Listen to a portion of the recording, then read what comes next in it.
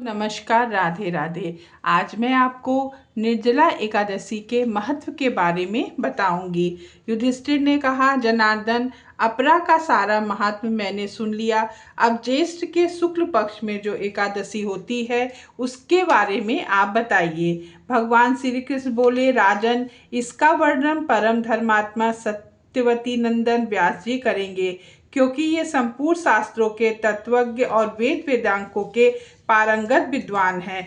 तब वेद व्यास जी कहने लगे, दोनों ही पक्षों की एकादशियों को भोजन न करें। द्वादशी को स्नान आदि से पवित्र हो, फूलों से भगवान केशव की पूजा करके नित्य क्रम समाप्त होने के बाद पहले ब्राह्मणों को भोजन देकर अंत में स्वयं भोजन करें। राजन, जन शौच और मरणार्थ शौच में भी एकादशी को भोजन नहीं करना चाहिए। यह सुन भीमसेन बोले, परम बुद्धिमान पितामह, मेरी उत्तम बात सुनिए। राजा युधिष्ठिर, माता कुंती, द्रौपदी, अर्जुन, नकुल और सहदेव यह एकादशी को कभी भी भोजन नहीं करते तथा मुझसे भी हमेशा यही कहते हैं। भीमसेन, तुम भी एकादशी को न खाया करो, किंतु मैं इन लोगों से यही कह कर रखता हूँ कि मुझसे भूख नहीं सही जाएगी। भीमसेन की बातें सुनकर व्यास जी ने कहा, यदि तुम्हें सरलोक की प्राप्ति अभिष्ट है और नरक को दूषित समझते हो तो दोनों पक्षों की एकादशी को भोजन न करना। भीमसेन बोले, महाबुद्धिमान पितामह, मैं आपको सामने सच्ची बात कहता हूँ, एक बार भोजन करके भी मुझसे व्रत नहीं किया जा सकता, फिर उपवास करके मैं कैसे रह सकता हूँ। मेरे उदर में व्रत नामक अग्नि सदा प्रज्वलित रहती है, अतः जब मैं बहुत अधिक खाता हूँ तभी यह शांत होती है। इसलिए महामुने, मैं वर्ष भर केवल एक ही उपवास कर सकता हूँ, जिससे स्वर्ग की प्राप्ति सुलभ हो तथा जिसके करने से मैं कल्याण का भागी हो सकूं।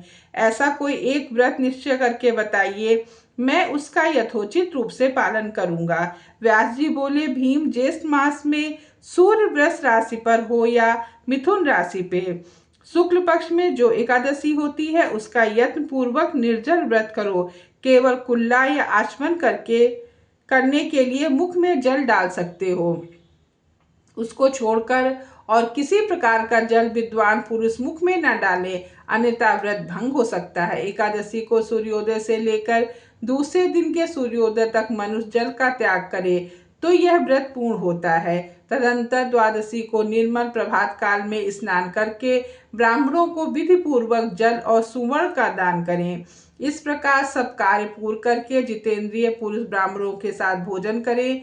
वर्ष भर जितनी एकादशियां होती हैं उन सब का फल निर्जला एकादशी के सेवन से मनुष्य प्राप्त कर लेता है, इसमें तनिक भी संदेह नहीं है। शंख, चक्र और गदा धारण करने वाले भगवान केशव ने मुझसे कहा कि यदि मानव सबको छोड़कर एकमात्र मेरी शरण में आ जाए और एकादशी को निराहार रहे तो सब पापों से छूट जाता है। एकादशी व्रत करने वाले पुरुष के पास विशालकाय, विकराल आकृति और काले रंग वाले दंड पास धारी भयंकर यमदूत नहीं आ जाते। अंतकाल में पीताम्बरधारी, सौम्य स्वभाव वाले, हाथ में सुदर्शन धारण करने वाले और मन के समान वेगशाली विष्णु दूत आकर इस वैष्णव पुरुष को भगवान विष्णु के धाम में ले जाते हैं। अतः निर्जला एकादशी को पूर्ण यत्न करके उपवास करना चाहिए। तुम भी सब पापों की शांति के लिए यत्न के साथ उपवास और श्री हरि का पूजन करो। स्त्री हो या पुरुष, यदि उसने मेरु पर्वत के बराबर भी महान पाप किया हो तो वह सब एकादशी के प्रभाव से भस्म हो जाता है। जो मनुष्य उस दिन जल के नियम का पालन करता है वह पुण्य का भागी होता है। उसे एक एक पहर में कोटि कोटि स्वर्ण मुद्रा दान करने का फल प्राप्त होता है। और मनुष्य निर्जला एकादशी के दिन स्नान, दान, जप, होम आदि जो कुछ भी करता है वह सब अक्षय होता है। यह भगवान श्री कृष्ण का कथन है। निर्जला एकादशी को विधि पूर्वक उत्तम रीति से उपवास करके मानव वैष्णव पद को प्राप्त कर लेता है। जो मनुष्य एकादशी के दिन अन्न खाता है वह पाप भोजन करता है। इस लोक में वह चंडाल के समान है और मरने पर दुर्गति को प्राप्त होता है। जो ज्येष्ठ के शुक्ल पक्ष में एकादशी को उपवास करके दान देंगे वे परम पद को प्राप्त होंगे। जिन्होंने एकादशी को उपवास किया है वह ब्रह्म हत्यारे, शराबी, चोर तथा गुरुद्रोही होने पर भी सब पापों से मुक्त हो जाते हैं। कुंती नंदन निर्जला एकादशी के दिन श्रद्धालु स्त्री पुरुष के लिए जो विशेष दान और कर्तव्य विहित है उसे सुनो। उस दिन जल में शयन करने वाले भगवान विष्णु का पूजन और जलमय धेनु का दान करना चाहिए अथवा अत्यंत धेनु या घृतमय धेनु का दान उचित है। पर्याप्त दक्षिणा और भात भात के मिष्ठानों द्वारा यत्न पूर्वक ब्राह्मणों को संतुष्ट करना चाहिए। ऐसा करने से ब्राह्मण अवश्य संतुष्ट होते हैं और उनके संतुष्ट होने पर श्री हरि मोक्ष प्रदान करते हैं।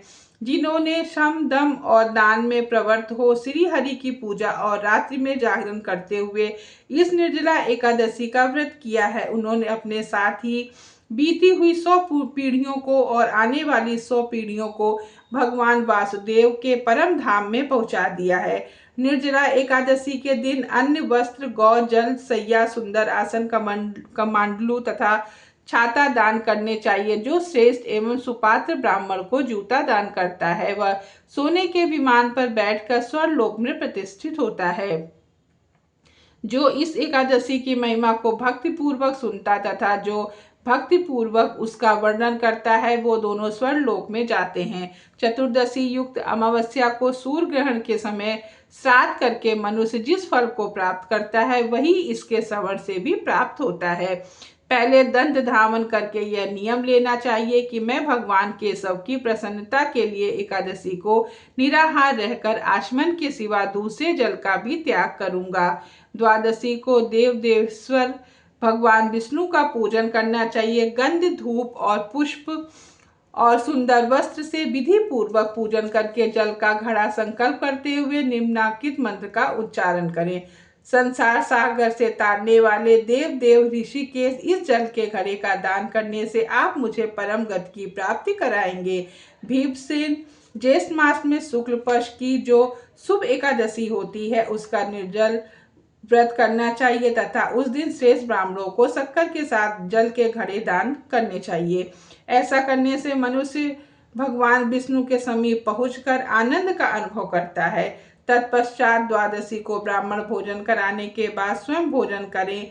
जो इस प्रकार पूर्ण रूप से पाप नाशनी एकादशी का व्रत करता है वह सब पापों से मुक्त हो अनामय पद को प्राप्त होता है। यह सुनकर भीमसेन ने भी इस शुभ एकादशी का व्रत आरंभ किया। तब से यह लोक में पांडव द्वादशी के नाम से विख्यात हुई है। मिलते हैं एक नए वीडियो के साथ में। अगर आपको मेरी वीडियो पसंद आती है तो मेरे वीडियो को लाइक, शेयर, सब्सक्राइब करें। धन्यवाद।